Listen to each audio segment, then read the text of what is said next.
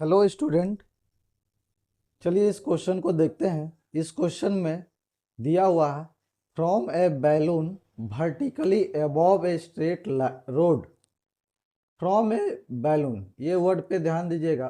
From यानी balloon से जो है वो वर्टिकली जो है ऊपर है बैलून, और उससे नीचे जो है angle of depression of the two car at an instant are found to be 45 degree and 60 degree if the car are 100 metre apart.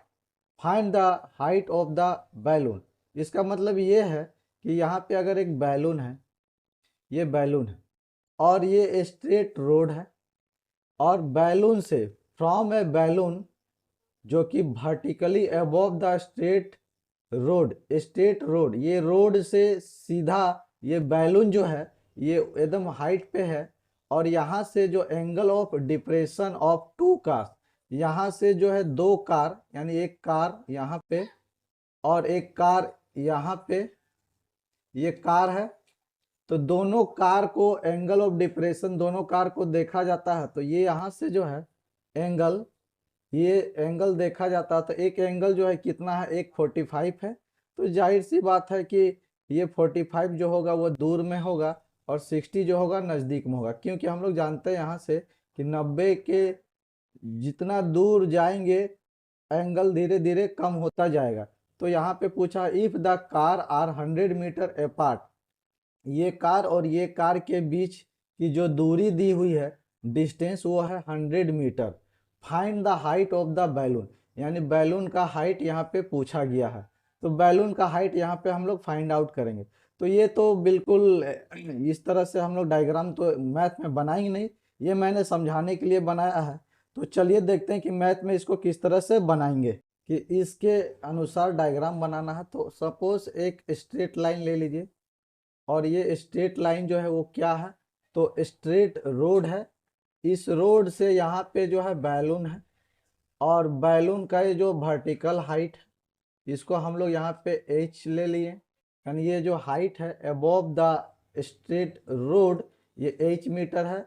और ये बैलून से जो है एंगल ऑफ डिप्रेशन जो है वो दिया हुआ है 45 डिग्री और 60 डिग्री। तो यहाँ से हम लोग जानते हैं, एक इमेजिनरी लाइन ले लीजिए या हॉरिजॉन्टल लाइन ले लीजिए।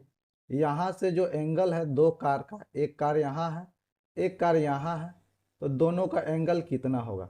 तो हम लोग यहाँ पे जानते हैं कि क्या होगा। तो देखिए सबसे पहले ये जो है ये बाहर का जो एंगल है, ये स्ट्रेट लाइन है तो ये एंगल जो होगा कितना होगा, तो ये एंगल जो होगा 65 होगा, 60 डिग्री होगा, 65 मैंने बोल दिया 60 डिग्री होगा।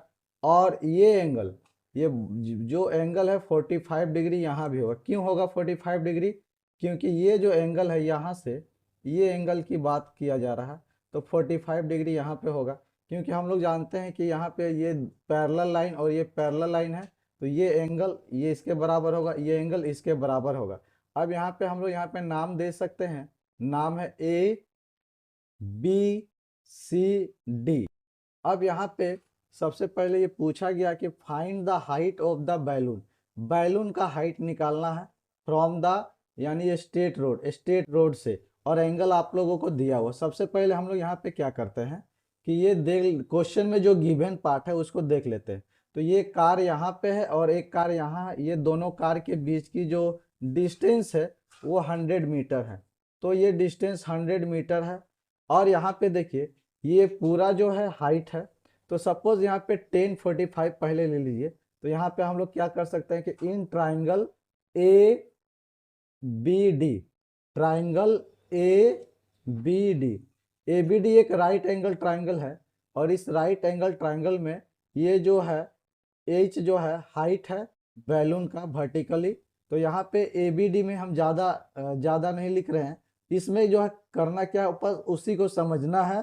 और यहाँ पे देखिए सबसे पहले क्या करना है, 1045 डिग्री, 1045 डिग्री इक्वल्स टू, तो 1045 ये बड़े वाले ट्राइंगल में यानी बड़े वाला ए बी डी में, ए बी डी में, तो ए बी डी में 1045 अगर होगा तो क्या होगा, ए बी बाई यहाँ पे बी डी, बी डी।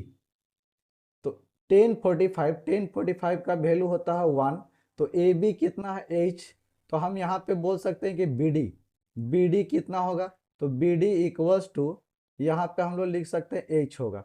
इसका मतलब है कि ये यहाँ से लेकर यहाँ तक ये भी क्या होगा, एच होगा।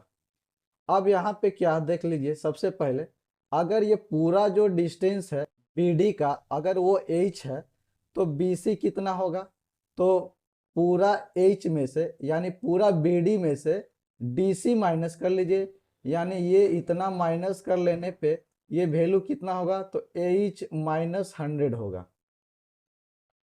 अब h माइनस 100 जो होगा ये इस ट्राइंगल के लिए होगा, तो इस ट्राइंगल कौन सा है, छोटा वाला जो ट्राइंगल है, छोटा वाला ट्राइंगल देखिए। अब in triangle right angle triangle A B C में, तो इस ट्राइंगल में क्या होगा, इस ट्राइंगल में 1030 नहीं 1060 है, तो 1060 इक्वल्स टू 1060 क्या होगा, परपेंडिकुलर बाई बेस होगा, तो परपेंडिकुलर यहाँ पे ए बी और बेस यहाँ पे हो जाएगा बी सी। तो 1060 का वैल्यू कितना होगा, तो √3 इक्वल्स टू ए बी कितना दिया हुआ, ए बी एच है, और यहाँ पे ये जो बी सी है बी सी एच माइनस 100 है। अब देखिए करना क्या है, अब यहाँ पे इसको सॉल्व कीजिए। सॉल्व हम लोग करते हैं यहाँ पे, तो सॉल्व होगा √3 और h minus 100 equal to h, √3 है, मल्टीप्लाई कीजिए, तो √3 h minus 100 √3 equal to h।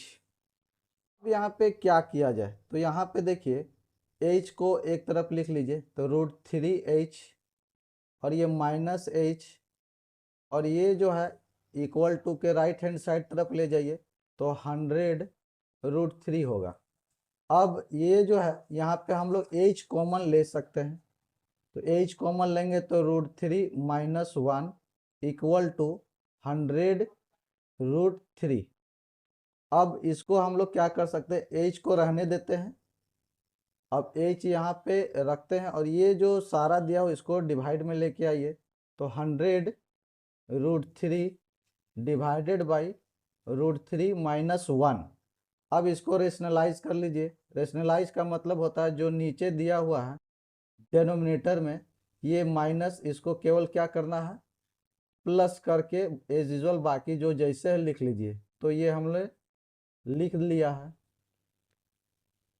अब एक चीज देखिए यहाँ पे, ये a माइनस बी है और ये a प्लस बी है, तो a माइनस बी और a प्लस बी यानी a square minus B square होगा, तो नीचे वाला का जो है √3 का स्क्वायर 3 होगा और 1 का स्क्वायर 1 होगा, तो 3 माइनस 1 यानी 2 होगा, डायरेक्ट लिख लीजिए।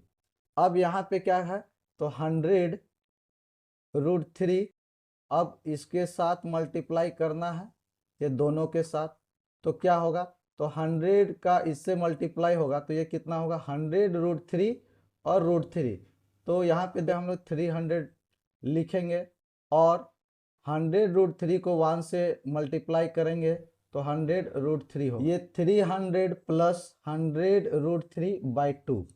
अब इसमें से कॉमन क्या ले सकते हैं हम लोग, तो देखिए कॉमन हम लोग क्या ले सकते हैं, तो यहाँ पे 100 ही कॉमन ले सकते हैं, 100 हमने कॉमन ले लिया, तो यहाँ पे कितना बचेगा, तो 3 बचेगा और यहाँ पे कितना बचेगा, √3 और नीचे कितना होगा 2, तो यहाँ पे अगर हम लोग कैंसिल करते हैं तो 250 टाइम्स, तो 50 3 प्लस √3, ये जो है हाइट का जो आंसर ये आया। आई होप इसको आप लोग समझ चुके हैं।